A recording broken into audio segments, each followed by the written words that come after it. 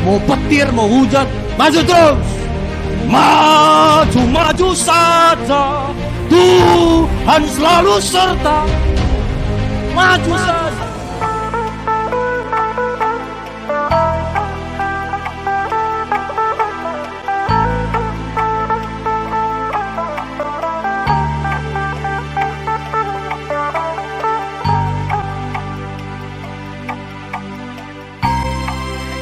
Hari ini kita akan sama-sama mendengar firman Tuhan. Bagaimana kita menjadi anak-anak Tuhan yang semakin hari semakin bijak. Amin. Dunia ini penuh dengan tantangan hari-hari ini. Dunia penuh dengan kepalsuan. Dunia penuh dengan penipuan. Baru-baru ini saya bicara dengan satu anak Tuhan, dia pengusaha. Jadi untuk usahanya itu dia buat satu pengacara karena dia sering akan berhadapan dengan hukum. Dia bisnisnya itu halal, punya izin, tapi memang ada aja selalu yang gak senang, ada orang yang mau ngeributi. Jadi dia pilih satu pengacara dengan harapan pengacara itu yang akan membela dia. Tapi itulah untungnya kita kalau kita anak Tuhan, cinta Tuhan, sampai di satu titik ternyata baru ketahuan pengacaranya ini justru memakan dia. Jadi waktu dia cerita ngeri bang dunia ini dia bilang. Nah jadi itu sebabnya kita perlu bijaksana supaya kita tahu mana yang benar, mana yang salah. Yang lebih luar biasa lagi, mana yang baik, mana yang lebih baik. Ya.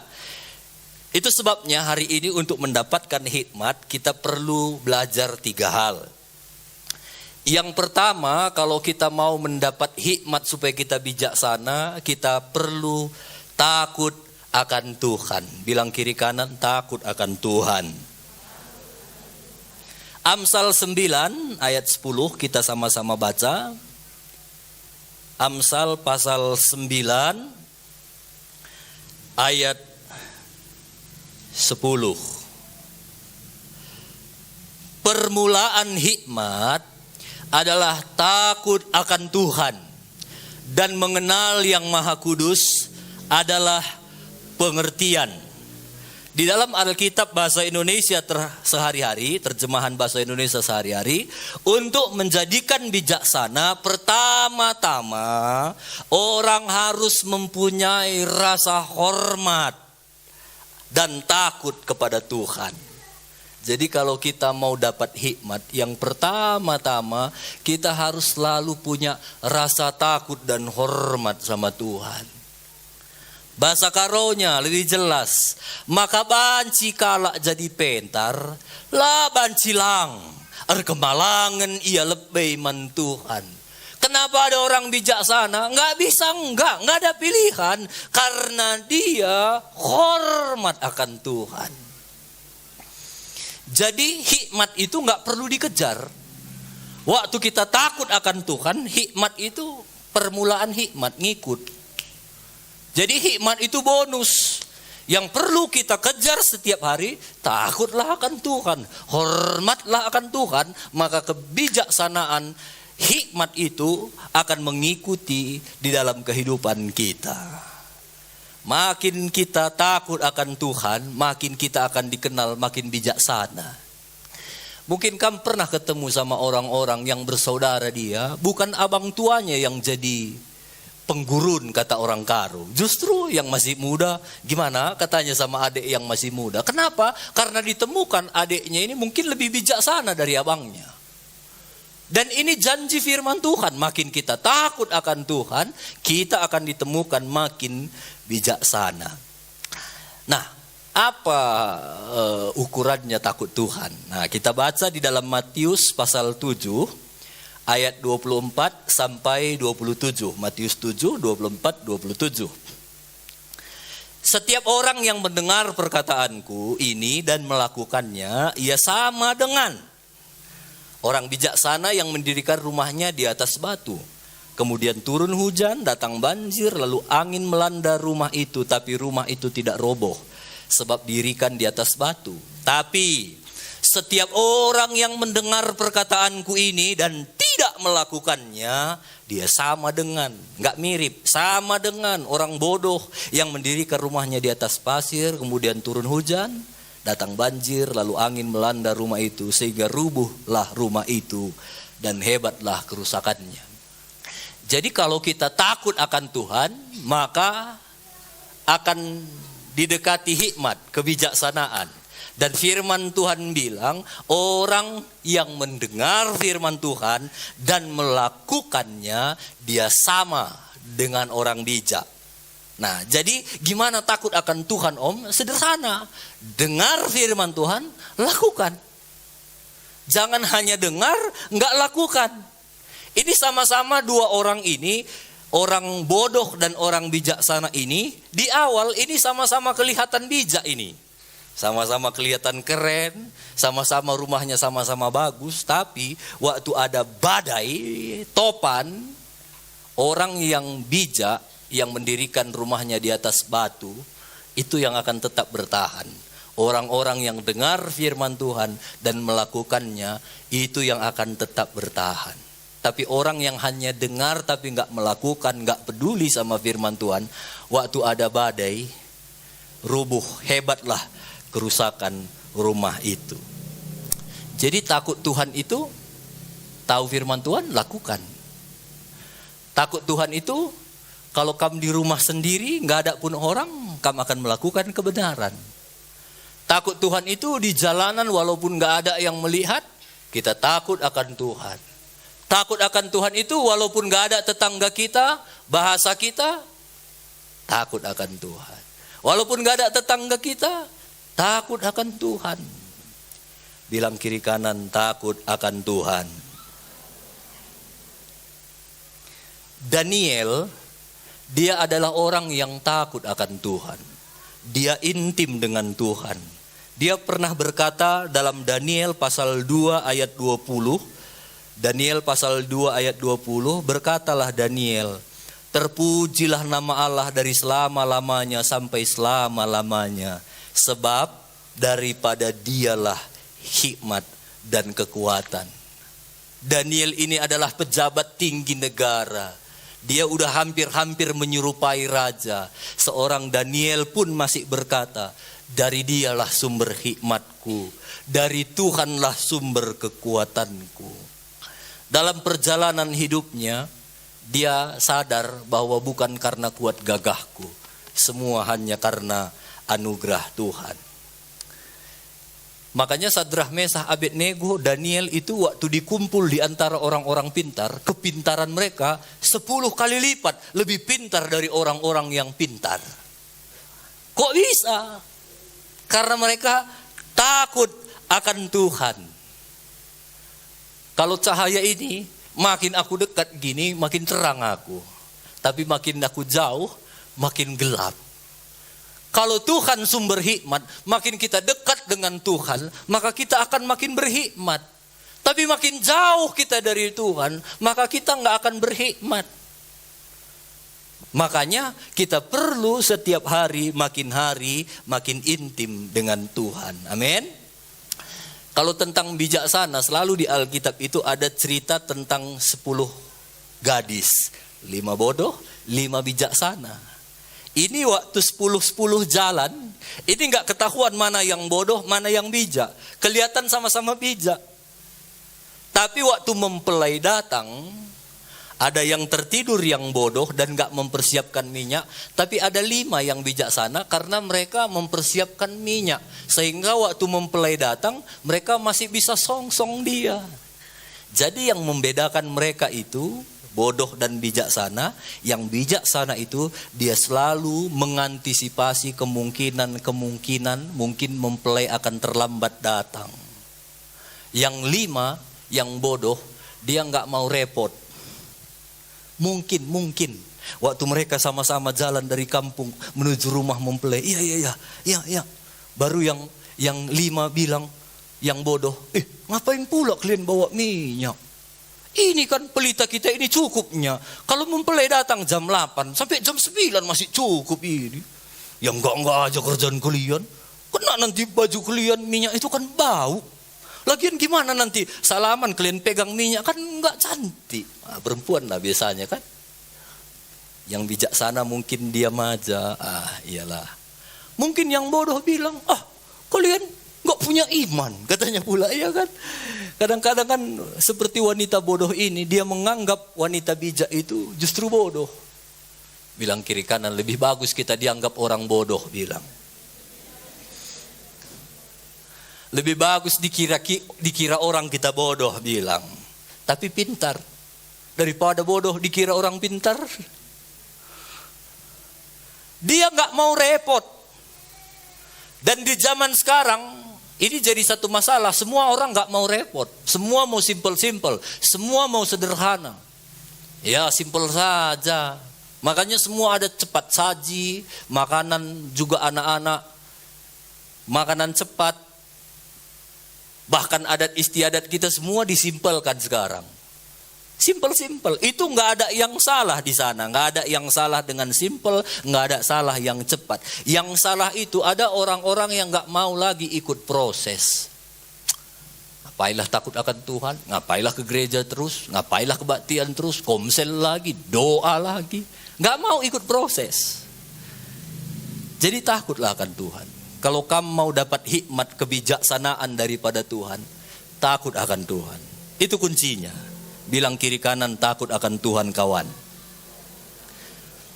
Yang kedua, kalau kita mau dapat hikmat, jaga pergaulan kita. 1 Korintus 15 ayat 33. 1 Korintus 15, 33. Janganlah kamu sesat. Pergaulan yang buruk merusak kebiasaan yang baik. Kalau ada kebiasaan yang baik, waktu kamu sering bergaul dengan orang yang gak baik, lama-lama kebiasaan yang baik itu juga akan sirna jadi gak baik. Jadi pergaulan buruk merusak kebiasaan yang baik. Daniel, dia pejabat. Dia punya kawan-kawan yang orang-orang hebat lah. Kapolres itu kawannya, Kapolda kawannya, menteri-menteri kawannya. Daniel ini orang hebat. Tapi Daniel dia punya satu komsel, namanya komsel Sadrah, Mesah, Abednego. Ini kompak ini, 4 sekawan. Baca nanti di Daniel. Kalau Daniel ada masalah, dia nggak lari ke pejabat yang lain, nggak lari ke Kapolres, nggak lari ke Kapolda, nggak lari ke kalimbubunya. Amin dia kalimbubuna, kai keri masalah. Beberapa mana, rekam katanya, nggak dahina beberapa, nggak dahina mamana. Dia cari kawannya Sadrah, Mesah, Abednego. Dan waktu mereka cerita, mereka saling mendoakan, saling menguatkan. Makanya mereka selalu ini di atas. Nah jadi sekarang perlu kita cek, coba cek di dalam hati kita, siapa teman-teman kita. Siapa yang kita sebut teman baik kita. Siapa orang-orang yang setiap hari sering sama kita. Pertanyaannya di hati kita, apakah dengan kita bergaul dengan orang itu, kita makin baik atau malah makin buruk? Nah ini jadi satu pertanyaan. Bagaimana kita bisa mendapatkan masa depan yang indah kalau di sekitar kita orang-orangnya nggak benar? Orang-orangnya nggak jujur, orang-orangnya sembarangan. Bagaimana kita bisa mendapat masa depan yang cerah? Jadi jangan sesat ya, pergaulan buruk merusak kebiasaan yang baik. Setiap hubungan yang baik itu pasti akan menghasilkan buah. Sekali lagi, setiap hubungan yang baik pasti akan menghasilkan buah. Saya kemarin cerita-cerita. Dulu Bapak Reipal ini merokok. Dulu. Akhirnya waktu dia dengar firman Tuhan, dia mulai belajar. Dia berhenti merokok. Dan itu tidak gampang. Apalagi dia kerja di bengkel yang sehari-harinya ngelas. Kalau orang laskan sitik nak katanya, enda isapta, itu biasa. Itu perjuangan. Dan akhirnya dia terus berjuang. Akhirnya dia lepas dari rokok. Saat itu Bang Lindung lihat, ini kok udah lepas Bapak Ray dari rokok. Akhirnya mereka komit. Mereka satu komsel, cerita-cerita. Bang Lindung itu kesaksian gak gampang. Waktu aku ke bengkel itu aku mau merokok. Tapi waktu sebelum ku buka bengkelku aku berdoa dulu. Tuhan tolong aku, hari ini aku mau berhenti merokok. Mungkin dia pernah gagal. Tapi lama-kelamaan Bang Lindung pun berhenti merokok. Sesama GPDI berhenti merokok. Lama-lama abang baik. Dia lihat, kok berhenti kau merokok katanya. Dia pun akhirnya ikut-ikutan dan hari ini dia pun sudah berhenti merokok. Jadi di bengkel itu semua orang yang kerja di situ berhenti merokok. Dan luar biasanya sekarang anak-anak yang mau PKL di situ pun nggak berani merokok. Orang bosnya semua nggak merokok. Dan ini kan ada buah dari hasil komsel itu. Ada buah ketika kita takut akan Tuhan, ketika kita jaga pergaulan kita. Nah, itu sebabnya kita perlu jaga pergaulan kita.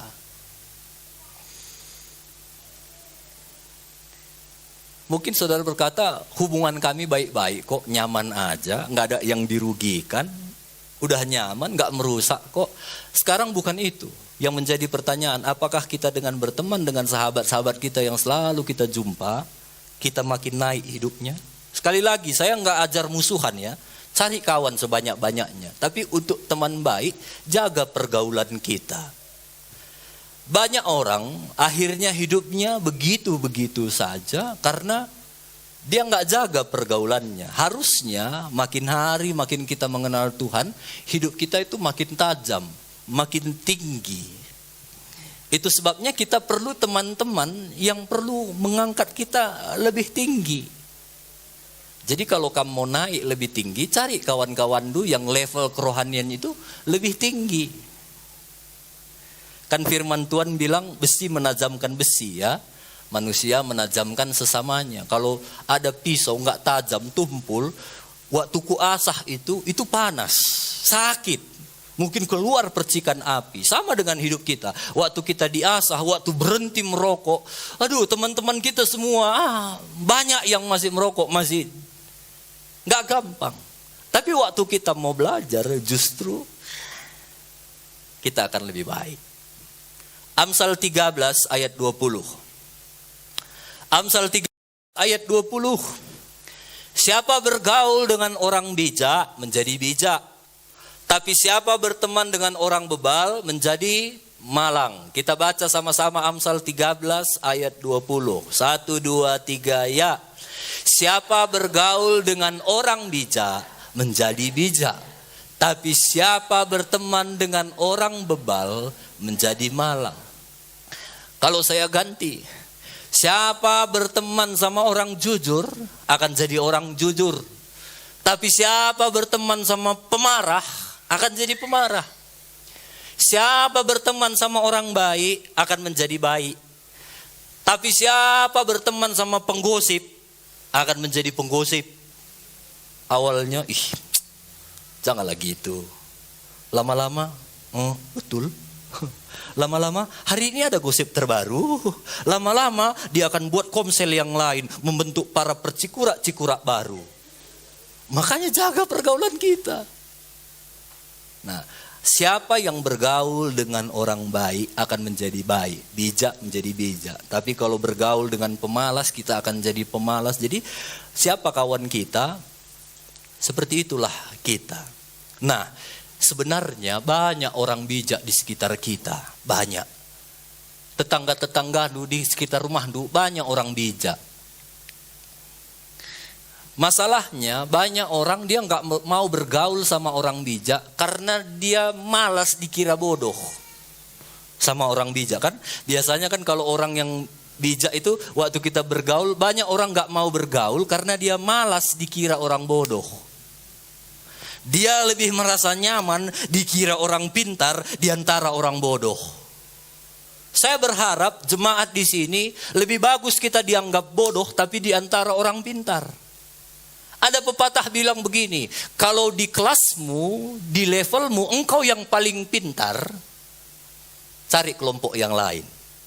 Sekali lagi, kalau di kelompok kita yang paling pintar, carilah kelompok lain. Jadi kita perlu teman bergaul. Nah, di dalam Alkitab ada satu kisah di dalam Markus 2 ayat 1. Saya baca, ini bagaimana ada seorang lumpuh waktu dia bergaul dengan orang benar, ada 4 orang, dia bisa berjalan. Markus pasal 2 ayat 1 sampai 5. Kemudian sesudah lewat beberapa hari, waktu Yesus datang lagi ke Kapernaum, tersiarlah kabar bahwa ia ada di rumah. Maka datanglah orang-orang berkerumun sehingga tidak lagi ada tempat, bahkan di muka pintu pun tidak. Sementara ia memberitakan firman kepada mereka, ada orang-orang datang membawa kepadanya seorang lumpuh digotong oleh 4 orang.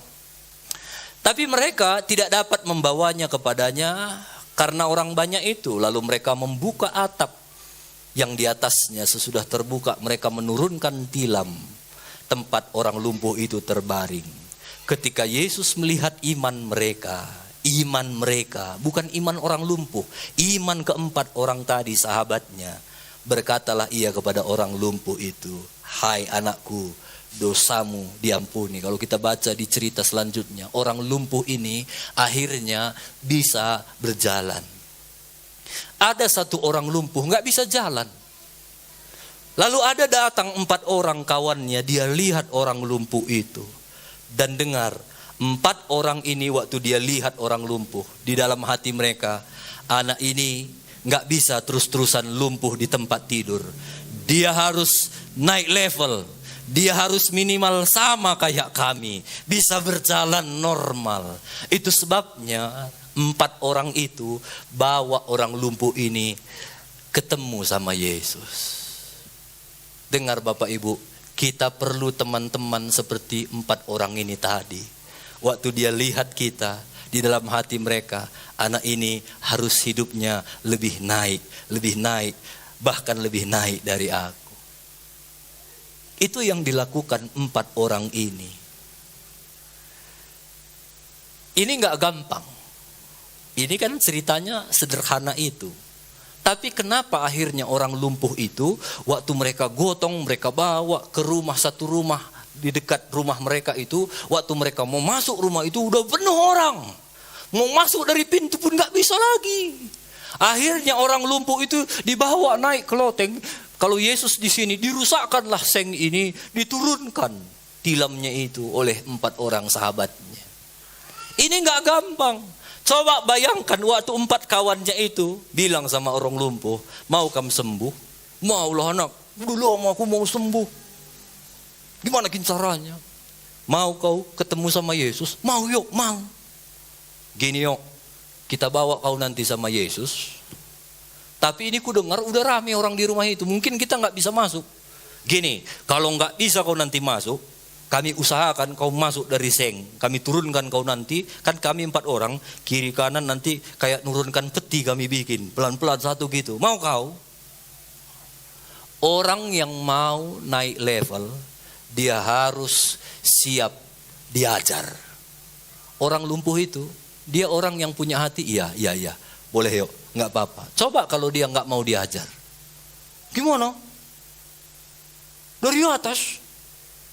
Kalau kita rusakkan nanti seng Bapak Supin itu, siapa yang bayar? Tuntutnya nanti kita gimana? Aku gak ada uang kule. Kalian mau tolong-tolong, uang keluar karya kulang. Jamnya, kan bisa gitu ya. Kan bisa juga. Kalian turunkan, kalian bilang 4. Kalau misalnya lemah lah nanti 1 gimana? Jatuh aku, ini lumpuh, udah jadi buta pula, benjol pula. Gak usah ya, terlalu repot kalian bikin itu. Kan bisa dia berkata begitu. Tapi lihat, orang lumpuh itu pun dia punya sikap hati yang mau ditolong. Sampai akhirnya, waktu dia diturunkan oleh sahabat-sahabatnya yang baik, dia bisa berjumpa dengan Yesus dan kakinya sembuh. Jadi yang kedua, untuk kita bisa mendapatkan hikmat, kita perlu temukan teman-teman yang mengasihi kita, yang akan membawa hidup kita yang lebih lagi. Itu yang kedua. Jaga, bergaullah dengan semua orang. Saya juga bergaul dengan semua orang, dengan semua kalangan. Tapi untuk bersahabat, Saya nggak semua orang. Saya orang-orang tertentu. Saya melihat, oh dia bisa membuat hidupku lebih tinggi. Aku mau belajar dari hidupnya. Itu yang kedua. Yang ketiga, untuk kita bisa mendapatkan hikmat, kita perlu siap ditegur dan punya hati yang rendah hati. Mau ditegur dan punya sikap yang rendah hati. Amsal pasal 15 ayat 31 sampai 33. Amsal 15 31 sampai 33. Orang yang mengarahkan telinga kepada teguran, artinya orang yang mau ditegur, yang membawa kepada kehidupan dan akan tinggal di tengah-tengah orang bijak. Orang yang mau ditegur itu, asal ditegur gampang iya ya, dia akan tinggal di tengah-tengah orang bijak. Siapa mengabaikan didikan, membuang dirinya sendiri. Kalau ada orang yang ditegur, gak mau terima, dia membuang dirinya sendiri. Tapi siapa yang mendengarkan teguran, dia dapat akal budi, kepintaran, kebijaksanaan. 33, sekali lagi diulang. Takut akan Tuhan adalah didikan yang mendatangkan hikmat, dan kerendahan hati mendahului kehormatan. Jadi kalau kita mau dapat hikmat, jadilah orang yang mau ditegur, siap ditegur. Daud satu kali dia pernah salah. Dia raja, dia lihat istri orang tertarik dia, akhirnya karena masih ada suaminya, dia atur pembunuhan berencana sehingga Uria, suaminya Betseba, mati di medan perang karena diatur sama Daud. Akhirnya si Betseba dibawa ke istana. Jahat sekali Daud. Akhirnya Tuhan pakai seorang nabi, Nathan, untuk menegur Daud. Daud ini raja. Dipakai satu pendeta namanya Nathan. Pendeta Nathan itu bilang sama Daud, Daud, kamu itu salah. Dia raja. Daud bisa bilang, apa kau berani kau lawan aku? Penggal, bisa. Dan Nathan waktu ngomong itu ke raja, dia udah siap dengan segala risikonya. Tapi apakah Daud bunuh dia? Waktu Nathan bilang, Daud, kau salah. Apa kata Daud? Iya, aku salah. Langsung dia ngomong sama Tuhan, Tuhan aku salah. Tuhan jangan ambil rohmu daripada aku. Waktu dia ditegur, walaupun dia udah punya jabatan tinggi, tapi dia punya sikap hati yang rendah hati dan siap ditegur. Dia mau dikoreksi. Bandingkan dengan Raja Herodes. Yohanes Pembaptis pernah tegur dia, Raja kamu salah. Apa kata Herodes? Penggal kepalanya. Dipenggal kepala Yohanes Pembaptis. Karena dia enggak siap dikoreksi. Dia enggak siap ditegur. Orang yang suka belajar makin hari akan menjadi pintar. Tapi dengar, orang yang selalu siap ditegur makin hari akan makin bijaksana. Sekali lagi, orang yang suka belajar makin hari makin pintar.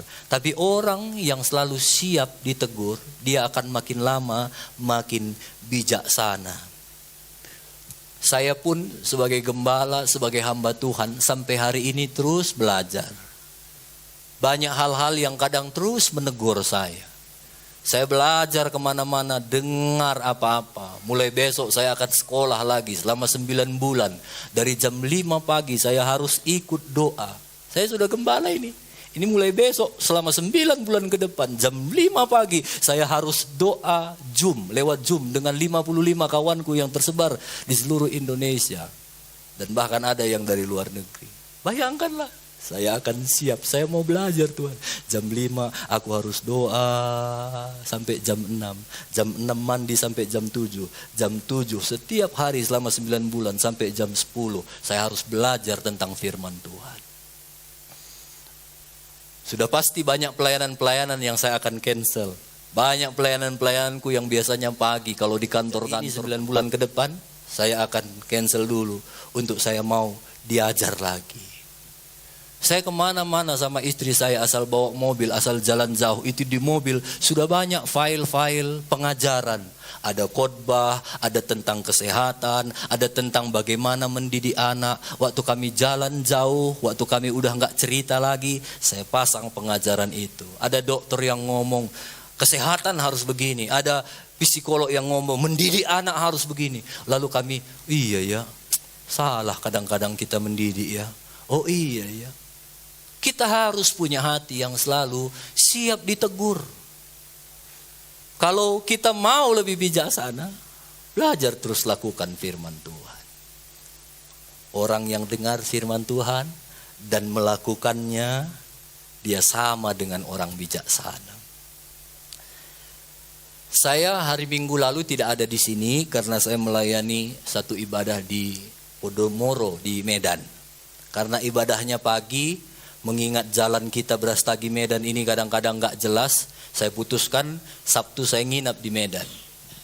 Sabtu saya nginap pagi, waktu saya mandi, saya mau berangkat dari hotel ke Podomoro, ke gereja itu, saya pakai kacamataku ini, putus di sini. Putus, jatuh kacanya. Kalau kita gak takut akan Tuhan, tanda-tanda kaya, apa yang akan terjadi? Saya waktu putus, aduh Tuhan tolong saya. Bukan masalah khotbahnya, saya kan harus bawa mobil ini. Kalau nggak bawa mobil nggak pakai kacamata begini agak kesulitan.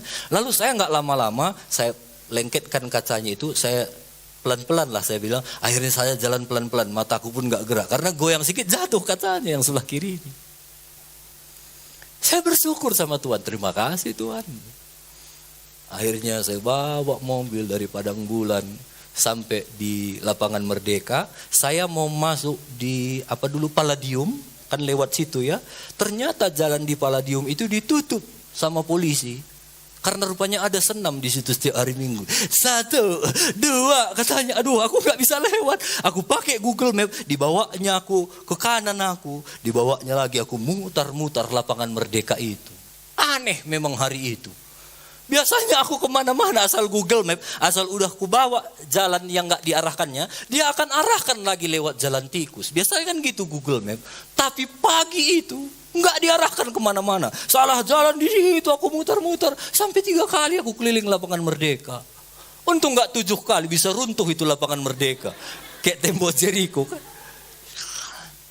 Tapi aku gak mengeluh. Aku gak, tanda apa ini? Kacamata lepas, jalan ditutup. Ada apa ini? Enggak. Ku nyanyi, ku bersyukur Tuhan. Lalu ku telepon ibu sekretariat yang telepon aku. Bu, aku ditutup jalannya. Lewat mana bu? Oh, maaf Pak Pendeta, lupa aku bilangnya. Kamu cari aja alamat Murni Teguh. Nanti akan diarahkan ke Murni Teguh. Baru dari situ Bapak ke Podomoro. Oh iya, makasih ya bu. Iya maaf ya Pak Pendeta. Maaf ya, enggak apa-apa bu. Kan bisa. Kita diundang masa enggak dikasih tahu. Akhirnya waktu saya sampai di Podomoro itu udah lewat sekitar 5 menit. Saya tanya sapamnya, Pak, saya mau diibadah di, sebut nama gerejanya. Oh, Bapak harus ke lantai 6 Pak. Oh ya, dari mana Pak? Dari sini naik terus. Akhirnya naiklah aku. Di lantai basement saja itu masih kosong mobil. Lalu naik lantai 1, keliling-keliling kosong. Lantai 2 kosong, lantai 3 mulai mati lampu. Lantai 4 mati lampu, lantai 5 mati lampu, lantai 6 mati lampu, nggak ada satu pun mobil. Kuhidupkan lampu dekat, gelap, hidupkan lampu jauh. Lalu ku telepon, Bu, saya udah di lantai 6. Aduh Pak, di lantai base camp Pak, di paling dasar. Oh ya, turun lagi aku Bu. Iya Pak, maaf ya Pak. Nggak apa-apa. Ku bersyukur Tuhan. Ku cari jalan pulang, jalan turun, nggak tahu lagi aku. Untunglah mobil itu tinggi, ada satu kayak pembatas jalan, itu pun ku naiki karena nggak bisa lagi turun. Akhirnya ditunjuknya tanda turun, ada pula corong di situ ditutupnya, yang corong kayak di jalan-jalan itu ditutupnya jalan. Turun katanya, tapi ditutupnya jalan. Kemana lagi aku ini? Akhirnya Turun aku, ku ambil corong itu, ku masukkan mobilku, berhenti sebentar, turunkan lagi corong, turun lagi, ada corong, turun lagi, turun lagi sampai lantai 5, turun lagi, corong, turun lagi. Mungkin kalau ada CCTV orang pikir aku bocor halus itu. Karena waktu udah mepet. Sampai lantai 3, lantai 2, lantai 1. Wih, pusing juga. Sampai lantai dasar. Akhirnya aku telepon, Bu, aku udah di lantai dasar. Sebentar ya Pak. Akhirnya disuruhnya lah Sapam jumpai aku. Datang Sapamnya, mari Pak. Maaf ya Pak. Dibawanya. Jalannya pun entah gimana bukan. Naik lift sini, keluar, masuk lagi lift sini, keluar, masuk lagi lift sini. Baru akhirnya masuk ibadahnya di lantai 6.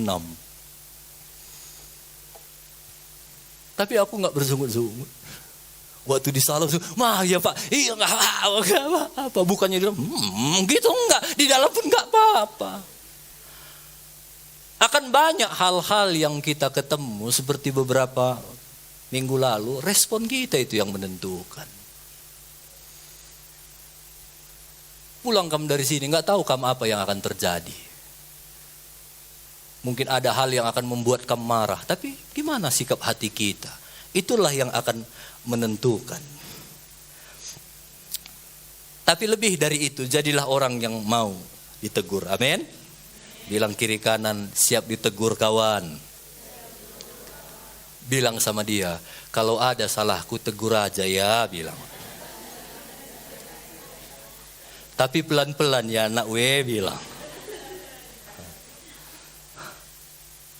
Kenapa kami ajar kita untuk takut Tuhan, jaga pergaulan, supaya kita makin bijaksana. Dan rencana Tuhan, orang yang hidupnya makin bijaksana itu akan diangkat menjadi kepala. Bukan hanya kepala, bahkan jadi bintang untuk bisa menolong lagi orang-orang lain. Amin. Jadi bukan untuk sombong-sombongan. Kalau hari ini kita bisa ada, itu semua karena kemurahan Tuhan. Jadi sebelum kamu cari teman-teman yang bijaksana, tanya ini dalam hati kita. Sudahkah aku jadi teman yang bijaksana buat temanku? Sebelum kamu menemukan orang-orang yang baik, yang lebih bijaksana, pertanyaannya tanya di hati. Sudahkah aku menjadi orang yang baik bagi mereka, bagi teman-temanku? Saya akan tutup dengan kata-kata bijak. Saya dapat kemarin, saya pikir ini bagus. Saya berharap jemaat di tempat ini nggak hanya jadi jemaat yang smart, pintar, tapi juga jadi jemaat yang makin hari makin pintar, tapi makin bijaksana juga. Pintar bagus, tapi bijaksana itu lebih penting. Saya akan bacakan, dia bilang begini. Kepintaran, ini saya harus omongkan ini, kepintaran itu bagai celana dalam katanya. Penting untuk digunakan, tapi nggak perlu dipamerkan. Kalau kamu pintar, itu bagus. Simpan saja, nggak perlu untuk dipamerkan. Kita pasti bangga jadi orang pintar, tapi jadi orang pintar nggak cukup, kita harus jadi orang bijak. Orang pintar selalu tahu apa yang diucapkannya. Dia bisa mencerna informasi dan meresponnya kembali dengan sangat cepat. Ucapannya itu lugas dan tajam. Nah, itu orang pintar. Tapi orang bijak akan sangat berhati-hati dengan ucapannya. Dia akan memikirkan terlebih dahulu, apakah ucapanku ini bermanfaat atau enggak. Apakah ucapanku ini akan menyinggung perasaan orang lain? Apakah ucapanku ini perlu gak diucapkan? Karena orang bijak tahu betul kata-kata lebih tajam daripada pedang. Sekali ia melukai hati orang, akan sulit untuk menyembuhkan meskipun lewat kata maaf. Orang pintar dia punya kelebihan dan kemampuan yang begitu besar. Dan dia sadar akan kemampuan itu. Itulah yang akhirnya membuat dia percaya diri. Bahkan kadang jadi terlihat sedikit sombong dan angkuh. Tapi orang bijak, dia punya kemampuan juga dan punya kelebihan yang besar, tapi dia juga sadar bahwa dia nggak sempurna dan memiliki kekurangan. Itulah yang akhirnya membuat orang bijak tetap rendah hati dan terus mau belajar. Orang pintar mengandalkan logika, mengandalkan pengetahuan dalam berpikir dan mengambil keputusan. Tapi orang bijak, dia berpikir bukan hanya dengan logika saja, tapi juga menggunakan perasaannya. Sehingga dia mempertimbangkan berbagai kemungkinan sebelum ambil satu keputusan. Orang pintar, dia selalu merasa benar karena memang dia pintar. Dia sulit menerima pemikiran orang yang lain yang berbeda dengan pemikirannya. Bahkan sering sekali orang pintar ini terlibat adu argumen, bahkan kadang memaksa orang lain untuk sama dengan pola pikirnya. Karena memang pintar. Sedangkan orang bijak bisa menerima perbedaan orang lain dan dirinya. Orang bijak itu punya toleransi yang tinggi. Karena dia sadar bahwa setiap orang berbeda. Kalau ada pemikiran orang yang lebih benar, lebih bagus dari pemikirannya, dia akan mau ikut pemikiran orang itu. Orang pintar, dia minta maaf ketika dirinya berbuat salah. Tapi orang bijak bisa minta maaf walaupun dia nggak salah. Orang pintar banyak berbicara tapi sedikit mendengarkan. Orang bijak lebih banyak mendengarkan dan hanya berbicara ketika diperlukan. Orang tahu tentang banyak orang, tapi orang bijak tahu banyak tentang dirinya. Orang pintar menyelesaikan masalah yang terjadi, tapi orang bijak dia bisa mencegah terjadinya masalah. Orang pintar mampu membela diri supaya tidak terlihat salah. Tapi orang bijak mampu merendahkan hati dan mengakui bahwa dia salah. Jadi saya berharap kita pintar perlu, tapi ayolah kita terus meningkat. Aku mau jadi orang yang bijaksana. Takutlah terus akan Tuhan. Hormat sama Tuhan. Jangan lebih takut sama tetangga. Jangan lebih takut sama gembala sel. Jangan lebih takut sama gembala. Jangan lebih takut sama teman-teman gereja. Tapi takutlah akan Tuhan. Yang kedua, mulai jaga pergaulan kita. Di sekolah, di rumah, di pajak, di jalanan, di pekerjaan. Di mana saja jaga pergaulan kita. Mulailah bergaul dengan orang-orang yang punya kerohanian yang lebih tinggi. Dan yang ketiga, teruslah jadi orang yang siap ditegur. Asal ditegur, teruslah belajar. Saya tahu ditegur gak enak. Dan saya tahu untuk menjalani hidup yang bijaksana gak gampang. Tidak gampang bukan berarti tidak bisa. Bisa. Mulailah terus. Tuhan, aku mau takut akan Tuhan. Aku mau jaga pergaulanku. Aku mau jadi orang yang siap tegur. Buatlah aku makin hari makin menjadi orang yang bijaksana. Tuhan memberkati kita semua. Mari